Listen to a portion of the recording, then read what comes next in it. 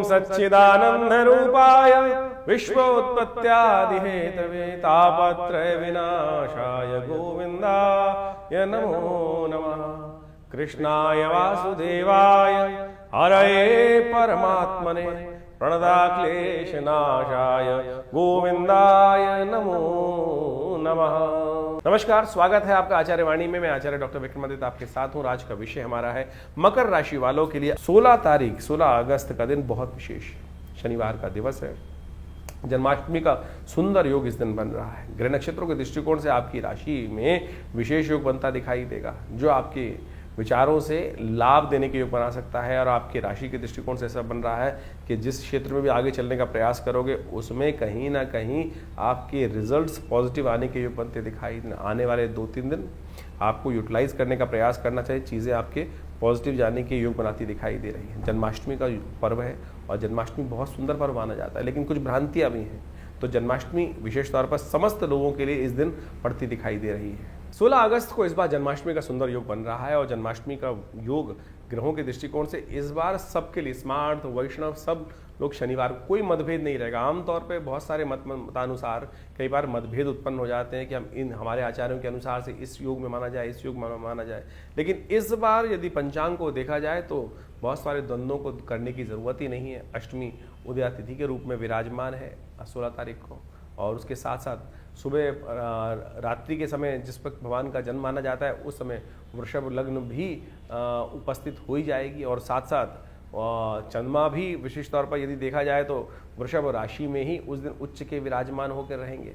और इसके साथ साथ एक बात, और ग्रहों का योगायोग और भी बड़ा सुंदर ये बन रहा है कि रोहिणी नक्षत्र वो भी रात्रि के अंतिम पहर में जाकर भोर काल से पहले पहले उपस्थित होने के योग बना लेगा, दिल्ली के पंचांग के अनुसार से देखें तो। बहुत सारे ग्रहों का योगायोग इसी प्रकार से बन रहा है। तो क्या स्मार्ट, क्या वैष्णव, क्या संप्रदाय, समस्त लोगों के लिए ये सुंदर तिथि है। भगवान सुंदर का अभिषेक करें, भगवान का विशेष तौर पर पूजन करें। ओम नमो भगवते वासुदेवाय पुरुष सूक्त के द्वारा भगवान को सुंदर रूप से स्नान कराएं और उनका पूजन करें। षोडश विधि के अनुसार से षोडश जो हमारे पूजा पाठ के तरीके हैं उन सब के द्वारा सहस्रसी रेखा पुरुखा सहस्राक्ष सहस्रपात सभो में गंग सर्वात्मत्वा त्रोतिष्ठ, इसी के द्वारा भगवान का अभिषेक दूध से, दही से, समस्त पंचामृत से भगवान का अभिषेक कराकर भगवान को वस्त्र अलंकृत करते हुए सुंदर रूप से भगवान का स्तवन करना। कहा जाता है कि आप कुछ और करें ना करें, कम से कम भगवान की जन्माष्टमी के अवसर पर भाद्रपद मास के कृष्ण पक्ष की अष्टमी के दिन अवश्य उपवास रखें। उपवास रख के भगवान का सुंदर रूप से संकीर्तन करें, पूजन करें, भगवान का अभिषेक करें, हरिनाम का संकीर्तन करें। और केवल इसी से आपके अनेक जन्मों के कष्ट जो हैं वो कट जाते हैं। उपवास रखिए। उपवास का मतलब केवल भूख हड़ताल नहीं होता है। आजकल बहुत सारी समस्याएं क्या हो गई, उपवास लोग करने की जहाँ बात की जाती है तो खाना पीना छोड़कर बैठ जाते हैं। उपवास का मतलब कतई भूख हड़ताल नहीं है। व्रत का मतलब कुछ और है। व्रत का मतलब तो विशेष तौर पर कुछ लोगों ने ऐसा बना दिया कि भैया आज भोजन नहीं करेंगे।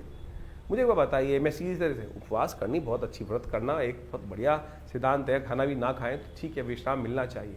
लेकिन एक बात, छोटी सी बात समझने की आवश्यकता है। आपका बच्चा यदि सुबह से लेकर शाम तक कोई बात कर रहा हो, आपको ये चाहिए, पिताजी ये चाहिए, माताजी ये चाहिए, और सुबह से लेकर दोपहर तक, रात तक खाना ना खाए, तो मुझे एक बात बताएं, क्या माता पिता प्रसन्न होंगे? या माता पिता विशेष तौर पर उनका खून नहीं चलेगा कि बच्चा खाना नहीं खा रहा है, और भगवान आपके माँ बाप प्रसन्नता से अपने जीवन यापन कर पाएंगे? नहीं कर पाएंगे। तो शास्त्र में कुछ भ्रांतियां उत्पन्न हो गई हैं। लोगों ने भूख हड़ताल को व्रत मान लिया है। व्रत का वास्तविक अर्थ जो है वो है उपवास। वास का मतलब है रहना, उप यानी जहां से हो, जहां रह रहे हो वहां से हटने का प्रयास करो, कहीं और वास करो, वहां से अपने आप को उठाओ और प्रभु के सानिध्य में जाकर वास करने का प्रयास करो। शांति से प्रभु का स्मरण करो, सात्विकता के साथ रहो, प्रभु के श्री चरणों में निवास करो, तब तो व्रत हुआ, तभी तब तो उपवास हुआ। नहीं तो केवल भूख हड़ताल हुई, नहीं तो जिद हो गई। आपको खाली खाना ना खाना भी एक प्रकार से उपव्रत कहा जा सकता है। लेकिन कुछ कालांतर में ऐसी भ्रांति उत्पन्न हो गई है बहुत सारी चीज़ों ने कि भूख हड़ताल, पेट को कुछ नहीं देना, उसी को हम व्रत मान के बैठ गए हैं। लेकिन और उस दिन एक समझे कि जिस दिन खाना नहीं खाया, कुछ नहीं किया, उस दिन क्या होगा, और बाहर की चीज़ सब खा लेंगे। कुट्टू के आटे से लेकर पता नहीं क्या क्या, पकौड़ी, चाट पकौड़ी इत्यादि समस्त खाने की व्यवस्था बना लेंगे। तो फिर वो क्या हुआ, फिर तो वो कुछ और ही हो गया ना। इस व्रत में हरिनाम का संकीर्तन, जागरण, भगवान के नाम का जप, भगवान के क्रियाकलाप जो हैं उनकी कथाएं पढ़ना, उनकी कथा सुनना, उनके मंत्र का जप करना, दान पुण्य करना, सात्विकता का से जीवन निर्वाह करने का प्रयास करना, और विशेष तौर पर मनसा वाचा कर्मणा प्रभु के नाम का संकीर्तन करना। ये तो हुआ उपवास। तो अब आप देख लीजिए आप क्या कर रहे हैं। तो परमात्मा की कृपा प्राप्त करने के लिए फिर कहते हैं लोग संकट नहीं हरे, कष्ट नहीं हरे। तो ऐसे में कष्ट कहाँ हरेंगे? तो इसलिए इस बात को समझें कि इस जन्माष्टमी पर हम भगवान का षोडशोपचार पूजन करें। हमने विवेकानंद योगाश्रम में इस दिन विशेष भगवान का पूजन रखा है। शाम के समय जो करीब करीब यज्ञ के साथ आरंभ होगा और भगवान के पूजन के साथ सुंदर व्यवस्था बनेगी। भगवान को विशेष तौर पर षोडशोपचार पूजन कर कर उनका विभिन्न प्रकार से, विभिन्न औषधियों से उनका अभिषेक रहेगा, भगवान का पूजन रहेगा, भगवान के नाम का संकीर्तन रहेगा, कीर्तन पूजा पाठ सबकी व्यवस्था है। आप अवश्य भगवान के नाम के संकीर्तन में उस दिन पधारें। आश्रम पे, विवेकानंद योग आश्रम में प्रभु की कृपा से सुंदर कल्याण का अवसर बनेगा। भगवान के नाम का संकीर्तन कर कर हमारे इस आश्रम पे, जिसमें पिछले करीब करीब आप मान के चलें 50-60 सालों से नित्यप्रति 8 घंटे यज्ञ होता है। माँ भगवती का सुंदर शिव विग्रह, इस दिन भगवती दुर्गा का भी प्राकट्य उत्सव है। आप महामाया जी का भी प्राकट्य उत्सव माना जाता है, जो भगवान कृष्ण के साथ ही उत्पन्न हुई थी। भगवती दुर्गा की उपासना इस दिन विशेष तौर पर की जानी चाहिए और भगवती दुर्गा के साथ साथ भगवान कृष्ण की सुंदर उपासना कर कर इस संसार में शांति स्थापित करने के लिए, कष्टों को निवारण करने के लिए, बिना भगवती की, बिना शक्ति की उपासना किए बिना भगवान की कृपा नहीं होती। तो इसलिए सुंदर रूप से आप अपने कार्यक्रमों में, यज्ञ में सम्मिलित हों। भगवान के नाम के संकीर्तन में हम विशेष रूप से कार्यक्रम रख रहे हैं, तो आप अवश्य अपना स्थान आरक्षित कर कर इस कार्यक्रम में सम्मिलित हो सकते हैं। तो ये जन्माष्टमी का सुंदर पर्व आपकी राशि के दृष्टिकोण से जो पड़ रहा है, मकर राशि वालों, इसको विशेष तौर पर और समझने का प्रयास करें। भगवान कृष्ण का सुंदर व्रत है। सुंदर इस दिन भगवती दुर्गा के साथ यदि भगवान कृष्ण की उपासना कर ली जाए अष्टमी के दिन, तो संपूर्ण कष्टों को निवारण करने का योग बन सकता है। अवश्य इस दिन व्रत रखें और हो सके तो भगवान कृष्ण को सबसे अच्छा रहेगा तिल युक्त पंचामृत बनाकर उसके द्वारा भगवान का अभिषेक करने का आपको प्रयास करना चाहिए। और भगवान को विशेष तौर पर एक, जिसे कहा जाता है सितारों, काले सितारों की लगी हुई, जो बहुत अच्छे गोटे से जड़ी हुई बांसुरी है, वो भगवान को अर्पित करने का प्रयास करें। और मोर पंख, नीले वर्ण का मोर पंख जो होता है आपकी राशि से विशेष संबंध रखता है, और तमाम किस्म की अलाएं बलाएं तो भगवान जो समर्पित, तो भगवान की जो हर लेता है। कहा जाता है भगवान को नजर बहुत लगती थी, ऐसे में भगवान को वो मोर पंख जो अर्पित किया जाता है, भगवान की नजर को दूर करने के लिए किया जाता है। कोशिश ये करें इस दिन वो भगवान को अर्पित करें और बाद में वो मोर पंख उठाकर अपने कहीं ना कहीं वस्त्र में लगा लीजिएगा। यदि कोई भी आपके जीवन में कष्ट चल रहा है, ध्यान रखें, कोई नजर लग गई, कुछ लग गई है, कुछ और करने की जरूरत नहीं। आपके व्यवसाय स्थल पर या आपके जीवन में या आपके बच्चों को उस मोर पंख को कहीं ना कहीं उनके सामान में रख दीजिए, उनकी जेब में रख दीजिए, उनके पर्स में रख दीजिए। आप अपने व्यवसाय स्थल पर उस दिन चढ़ाया हुआ मोर पंख, भगवान का जो चढ़ाया हुआ मोर पंख है, प्रसाद स्वरूप लेकर अगले दिन अपने पास रख लीजिएगा। कहा जाता है बहुत सारे कष्टों को निवारण करने का योग बहुत सुंदर रूप से बनेगा। इस दिन भगवान को विशेष तौर पर आपकी राशि के दृष्टिकोण से हमें लगता है माखन, मिश्री, सफेद तिल युक्त बनाकर भगवान को अर्पित करने से और प्रसाद ग्रहण करने से संपूर्ण रूप से कष्टों को निवारण करने का योग बहुत सुंदर बनेगा आपकी राशि के दृष्टिकोण से। 17 तारीख रविवार का अवसर, 9वीं तिथि विद्यमान है और इस दिन ग्रह नक्षत्रों के हिसाब से समझें संक्रांति का योग बन रहा है। सूर्य परिवर्तन की तरफ जा रहे हैं और इस सूर्य का परिवर्तन आपकी राशि के दृष्टिकोण से बहुत विशेष रहने वाला है। कई प्रकार के नए संबंधों को स्थापित करने के लिए सूर्य आपकी राशि में जो परिवर्तन की तरफ जा रहे हैं, बहुत अच्छे प्रकार के योग बनाने की स्थिति उत्पन्न करेंगे, क्योंकि नए संबंध, नए बंधन, नए कॉन्ट्रैक्ट्स को फाइनल करने के योग आपकी राशि में सूर्य महाराज की कृपा से आने वाले कुछ दिनों में बनने के योग बनेंगे। यदि इस दिन के ग्रहों का योगायोग देखा जाए तो आपके लिए जिस क्षेत्र में भी आगे बढ़ने का योग बनाओगे, प्रयास करोगे, उनमें आपके लिए विजय के रास्ते बनते दिखाई देंगे। और जो कई बार क्या होता है, हम काम करते हैं, लोग बेकार में पंगे लेते रहते हैं हमसे, और जो आपसे इस दिन पंगे लेने का प्रयास करेगा अपना ही नुकसान कराने का योग बनाएगा। ऐसा योग आपकी राशि में बनता दिखाई दे रहा है। सूर्य की संक्रांति जो है रात्रि में 12 बजे के बाद होगी, करीब करीब 1 बजे के आसपास, 1:45-2 बजे के आसपास योग बन रहा है। तो ऐसे में संक्रांति का पुण्य अगले दिन माना जाएगा। अगले दिन हो सके तो आपके लिए सबसे श्रेष्ठ रहेगा सुबह उठते ही भगवान सूर्य को जल अर्पित करने का प्रयास करें, अर्घ दें विशेष तौर पर, क्योंकि संक्रांति इस दिन रविवार को ही पड़ रही है, तो हृदय नाम का योग बन रहा है। तो ऐसे में अवश्य भगवान सूर्य को सुबह सुबह थोड़े तांबे के लोटे में थोड़ा सिंदूर लेकर या रोली लेकर या साथ में पीला पुष्प लेकर भगवान भास्कराय नमः इस मंत्र का जप करते हुए या अहे सूर्य सहस्त्रांशो तेजो राशि जगत पते अनुकंपाय मां भक्ताग्रहणार्घम दिवाकरम इस प्रकार से मंत्र जप करते हुए भगवान को अर्घ दीजिए। भगवान की कृपा से कष्ट दूर होने के योग बनेंगे। आपकी राशि के दृष्टिकोण से इस दिन भगवान सूर्य के निमित्त आपको घी का दान करना चाहिए, वो आपके लिए श्रेष्ठ रहेगा। 18 तारीख का दिन सोमवार का दिवस है, दशमी तिथि विद्यमान है, ग्रहों का परिवर्तन का योग बनता दिखाई दे रहा है और ये परिवर्तन आपकी राशि के दृष्टिकोण से दिन तो अच्छा दिखाई देता है, लेकिन शाम आते आते थोड़े से कुछ न कुछ नए विवाद भी आपके जीवन में थोड़े परेशान करने के योग बना सकते हैं। सुबह का टाइम पूरी तरह से यूटिलाइज करने का प्रयास करें। शाम को आपकी राशि के दृष्टिकोण से एक बात समझें, हमें जो योग बनता दिखाई दे रहा है, भद्रा का योग बन रहा है दिल्ली के पंचांग के अनुसार, जो 6:30 बजे से आरंभ होगा और करीब करीब शाम को 5:30 बजे तक विद्यमान रहेगा। तो नए कार्यों को आरंभ करने से बचना चाहिए। इस दिन आपकी राशि के दृष्टिकोण से आपको दूध का दान करना चाहिए, दूध भगवान को अर्पित करने का प्रयास करना चाहिए, वो आपके लिए बड़ा अच्छा योग बनाएगा। 19 तारीख मंगलवार का दिवस अजा एकादशी का योग बन रहा है और ग्रह नक्षत्र के दृष्टिकोण से दिन थोड़ा स्वास्थ्य के मामले में भारी है। इनकम के हिसाब से दिन अच्छा दिखाई दे रहा है, खर्चे में थोड़ी सी वृद्धि अवश्य हो सकती है, लेकिन पॉजिटिव रिजल्ट्स लाने के योग बन सकते हैं, सफलता की तरफ जाता दिन दिखाई देगा। लेकिन स्वास्थ्य के मामले में थोड़ा ध्यान रखना पड़ेगा। मनोविचार मस्तिष्क जो है वो कहीं ना कहीं कुछ विचारों से आपको परेशान करने के योग बना सकते हैं। संपूर्ण रूप से काम करने का प्रयास करें। इस दिन अजा एकादशी है, भगवान शालिग्राम जी का पूजन करें, उनको स्नान कराएं, पंचामृत उन्हें अर्पित करें, उनका चरणामृत ग्रहण करें। कहा जाता है ना, अकाल मृत्यु हरणम सर्वव्याधि विनाशनम विष्णु पादोत्कंपित्वा पुनर्जन्म न विद्यते। इसलिए अजा एकादशी का सुंदर उपयोग करते हुए भगवान का स्तवन करें, कल्याण होगा।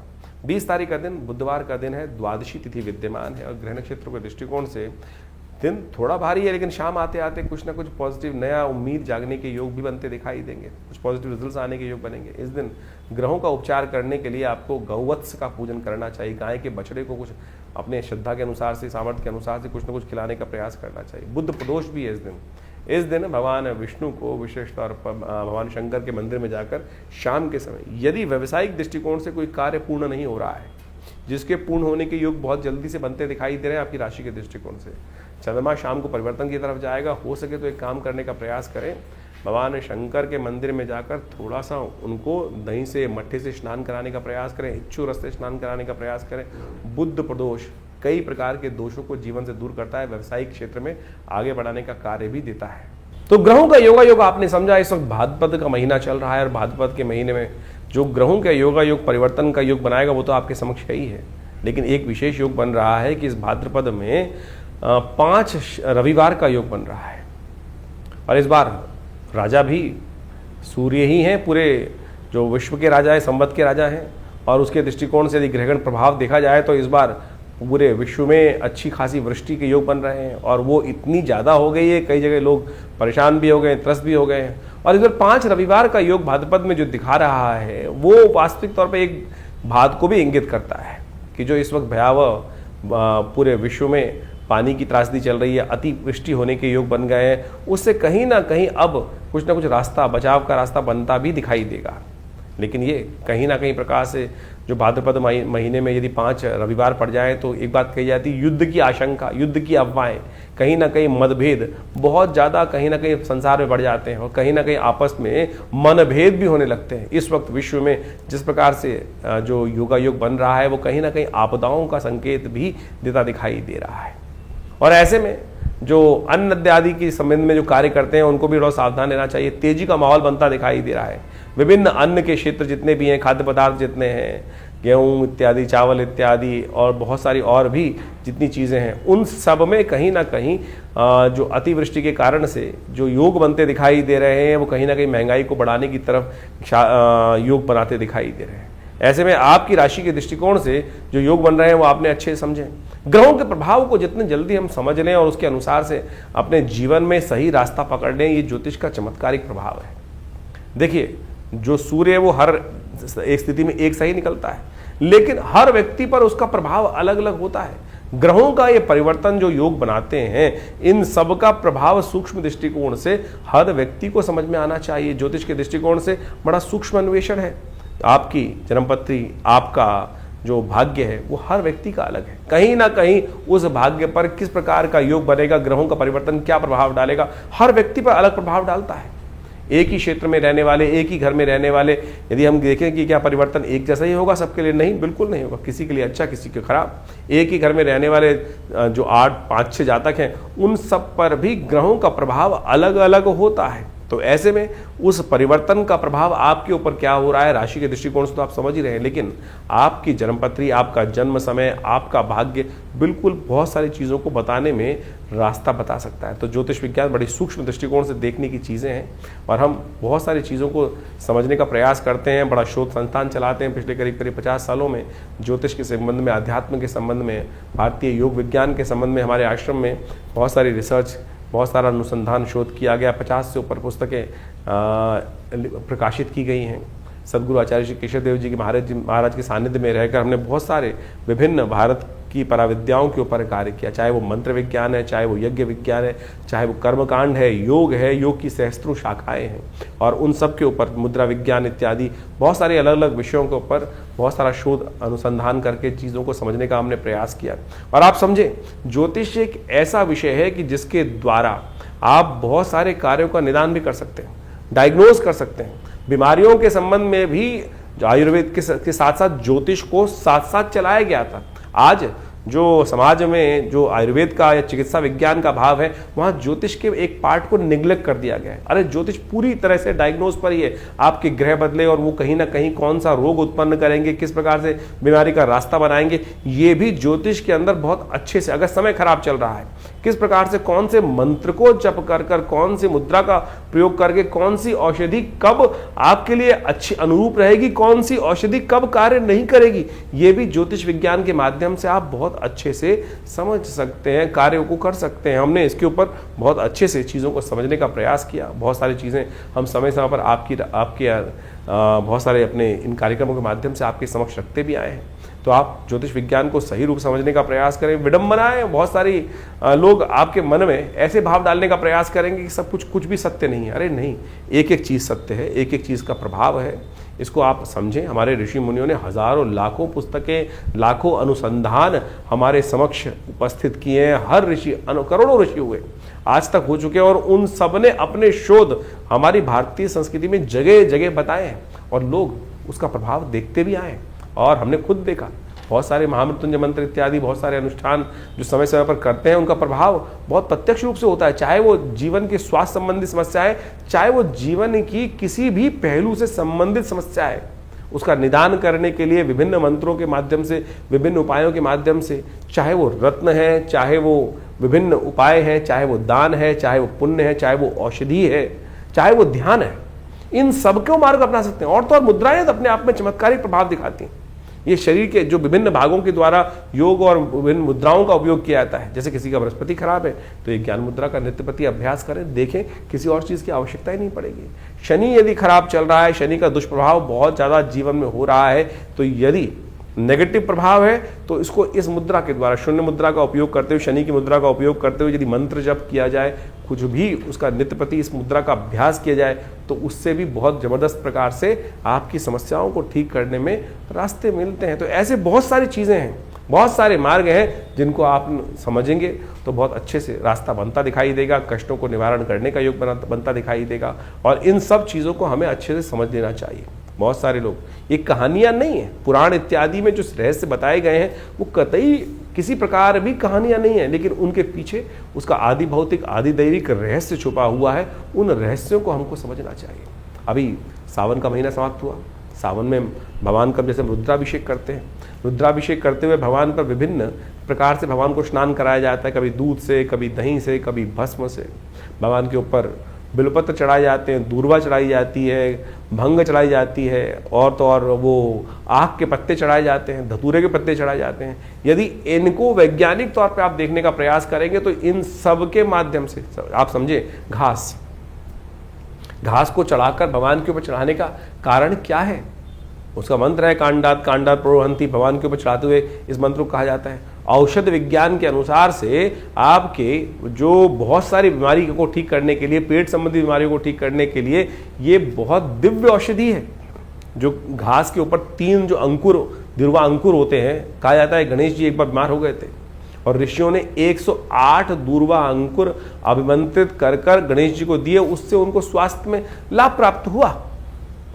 इसी प्रकार से विभिन्न जो चीजें हमारे क्रियाकलाप कर्मकांड के सिद्धांत से भारतीय संस्कृति में बताई गई हैं, पुराण इत्यादि में चीजों में बताए गए हैं, वो सब के सब क्रियाकलाप बहुत रहस्यपूर्ण है, परम वैज्ञानिक है। औषधीय दृष्टिकोण से भी उसको अच्छे से समझा जा सकता है। तो आप इन सब को समझें। हम समय समय पर आपकी राशि के दृष्टिकोण से बहुत सारी चीज़ें बताते हैं, लेकिन जन्मपत्री भी उसका बहुत विशद विषय है और वृहद विषय है। साथ साथ आपके हाथ की रेखाएं, मस्तिष्क की रेखाएं और ये सब का सब शरीर की जो विभिन्न आकृति विज्ञान है, वो ज्योतिष के अनुसार समुद्र शास्त्र के माध्यम से इन सब रहस्यों को अच्छे से समझकर हम जीवन में उत्थान की तरफ आगे चलें। और भारतीय संस्कृति परम बहुत सुंदर रूप से उपस्थित किए गए इन सब रहस्यों को, तो आप यदि इन सब चीज़ों को समझेंगे तो बहुत बढ़िया आपके लिए बहुत सारे विषयों को अच्छे से हम बताएंगे। आश्रम के द्वारा जो प्रकाशित पुस्तकें हैं वो आप हमारी वेबसाइट पे जाके देख सकते हैं। mudrasforhealing.com वेबसाइट है हमारी, acharyavickramaditya.com वेबसाइट है हमारी, vivekanandnaturecure.com ये भी हमारे आश्रम की ही वेबसाइट है। और यहाँ पर हमारे आश्रम की समस्त गतिविधियों को समय समय पर हम बताते रहते हैं। बहुत सारे विभिन्न कार्यक्रम आश्रम पर समय समय पर चलते रहते हैं और इन सब विषयों को आप अच्छे से समझकर और इन सब से आश्रम से जुड़ें। और स्वागत है आप सबका हमारे यहाँ जो नित्य प्रति कार्यक्रम होते ही हैं। रविवार को विशेष कार्यक्रम में, यज्ञ में आप सब लोग सम्मिलित हो सकते हैं। सुबह 8 बजे से लेकर करीब करीब 10 साढ़े 10 बजे तक भंडारे के साथ बड़ा यज्ञ और स्वाध्याय इत्यादि का कार्यक्रम चलता है हर रविवार को। और आप सब अपने विषयों को लेकर आश्रम पे उपस्थित होंगे तो हम अवश्य जो भी भगवान की कृपा से रास्ता बनेगा अवश्य आपके साथ बनाएंगे। जीवन में कल्याण का मार्ग प्रशस्त हो, आप सबको आशीर्वाद, कल्याण हो, भगवान का कृपा आपके साथ हमेशा बनी रहे।